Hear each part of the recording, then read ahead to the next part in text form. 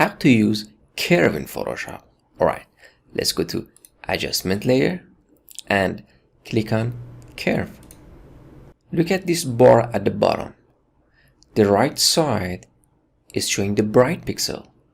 Look, here on the right side is white and on the left side is black. And the left side is showing the dark pixel in the image. Going up at the top, right? Going up is make the photo brighter, and going down is make the photo darker. Now, let's make the bright pixel, bright area in our image brighter. So we go to the right part of the image, this part, and just take a look. I'm just gonna click and drag it up. Now I made the cloud brighter. How I make this area darker? Just click on the dark area and drag it down. So on the left part is dark area or the shadow area. On the right side is the bright area. So this is the S-curve, the classic S-curve that makes any image more contrasty. Now let's reset it, or we can see, look at this eye. We can just click and hold to see before and after and let it go. Click and hold. See, I can see before and after. Now, click on the reset button. Let's the dark area brighter.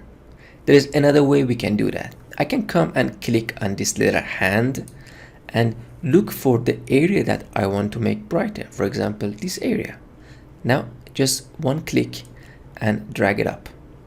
Look, I made the dark area brighter. Now, the problem with the curve is when you brighten the dark area, automatically the bright side of our image is getting bright as well. Just go to the bright side on the image, click and drag it down and let it go. Now only the dark pixels are getting brighter. Just take a look. I'm bringing back this to the line. Now the bright part or the cloud are the same, and just take a look. You can see it before and after. Look, before and after, before and after. Now let's reset it again. I can make this image a bit foggy. Look, I can tell the image I don't want to see this kind of dark. The dark should be a bit brighter. Now I can drag this up and make every dark pixel in our image a bit grayish, or I can break it down, maybe this kind of dark. Now it's cool. Again, reset it one more time. If I want to make this area brighter, I can just click on this letter hand, come here, click and drag it up. Look, now I made my image brighter. I don't need to look for it inside this bar. I can just come here and click maybe the cloud or too bright. I can click here and drag it down a bit. See, now we have this curve again. Let me reset it. Curve has 3 channels. Look, RGB, which is R, red, opposite of cyan, green is opposite of magenta, and blue is opposite of yellow. Now click on red. Now, for example, I want to make this cloud a bit reddish. So I'm clicking on this hand, click on the cloud and drag it up. Look, now I have red color to my cloud. Now let's reset it.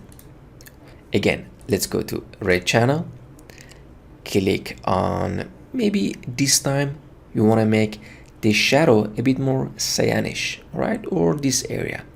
Click and drag down. Look, I'm adding more cyan to my image. Reset. When you reset it, it's going back automatically to RGB. I'm gonna click on green. If I go up, it's gonna add more green to my image. If I come down, gonna add more magenta to my image. Reset. What about blue? Going up, adding more bluish.